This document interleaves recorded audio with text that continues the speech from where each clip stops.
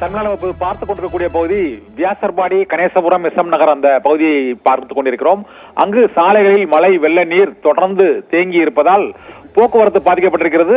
சென்னையில் உள்ள 22 சுரங்கப்பாதைகளில் வியாசர்பாடி, கணேசபுரம் சுரங்கப்பாதை மட்டும் மூடப்பட்டிருக்கிறது. ஏனென்றால் தண்ணீர் பெருமளவு அங்கு தேங்கி இருப்பதால் இன்று சுரங்கப்பாதை மூடப்பட்டிருப்பதால் அங்கு போக்குவரத்து பாதிக்கப்பட்டிருக்கிறது. இதே போல அந்த வடசென்னை பகுதியை சுற்றியுள்ள பல இடங்களிலும் தண்டையார்பேட்டையிலும் 14 சென்டிமீட்டர் வரை மழை பெய்துள்ள நிலையில் ஒட்டேரி மற்றும் பட்டாளம், திருவொற்றியூர் உள்ளிட்ட அந்த வடசென்னை பகுதியை சுற்றியுள்ள முக்கிய பகுதிகள் பல இடங்களிலும் தண்ணீர் தேங்கி இருப்பதால் இயல்பு வாழ்க்கை பாதிக்கப்பட்டிருக்கிறது.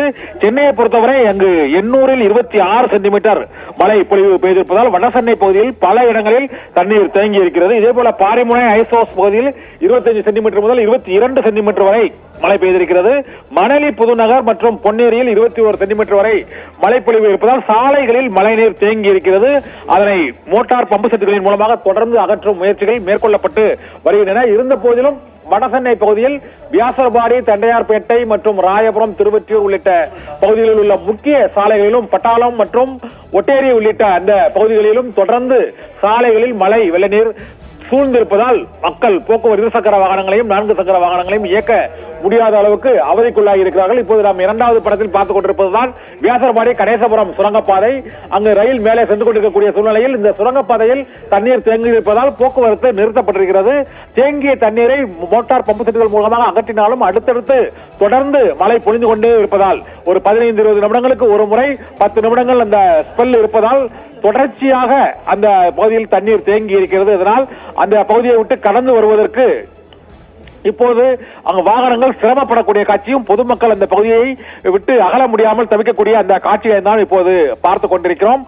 தொடர்ந்து இந்த டிட்வா காற்றழுத்த தாழ்வு மண்டலமானது கரையை நோக்கி நகர்ந்து கொண்டிருப்பதால் இன்னும் சென்னைக்கு ரெட் அலர்ட் விடுக்கக்கூடிய அளவுக்கு தொடர்ச்சியாக கனமழை பொழிந்து கொண்டிருக்கிறது. இப்பொழுது தமிழகம், புதுச்சேரிக்கு இடையே சுமார் 25 கிலோமீட்டர் தொலைவில் அது மெதுவாக மாமல்லபுரம் கடற்கரையை நோக்கி டிட்வா காற்றழுத்த தாழ்வு மண்டலம் நகர்ந்து வருகிறது வலுவிழந்த நிலையில். அதனால் இன்று மாலை வரை தொடர்ந்து அந்த மழைப்பொழிவு இருக்கும். இன்று மாலைக்கு பிறகு அது கரையை கடக்கும் என எதிர்பார்க்கப்படுகிறது. வலு குறைந்த நிலையில் காற்றழுத்த தாழ்வு பகுதியாக இந்த டிட்வா மாமல்லபுரம், புதுவை இடையே கரையை கடக்கும்.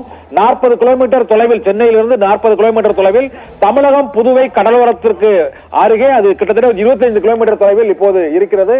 இப்போது மழை நீரில் இதனால் தொடர்ந்து மழை பொழிவு இருப்பதால் சென்னையில் பல்வேறு பகுதிகளிலும், சென்னையில் அண்ணா சாலை மற்றும் ஆற்காடு சாலை, பூந்தமல்லி நெடுஞ்சாலை, கிழக்கு கடற்கரை சாலை உள்ளிட்ட முக்கிய சாலைகள் அனைத்திலுமே அந்த இயல்பு வாழ்க்கை பாதிக்கப்பட்டிருக்கக்கூடிய அந்த காட்சிகள் மற்றும் அந்த தண்ணீர் பெருக்கெடுத்து ஓடக்கூடிய காட்சிகளால் சென்னை மாநகர மக்களின் இயல்பு வாழ்க்கை இன்று முற்றிலும் பாதிக்கப்பட்டிருக்கிறது.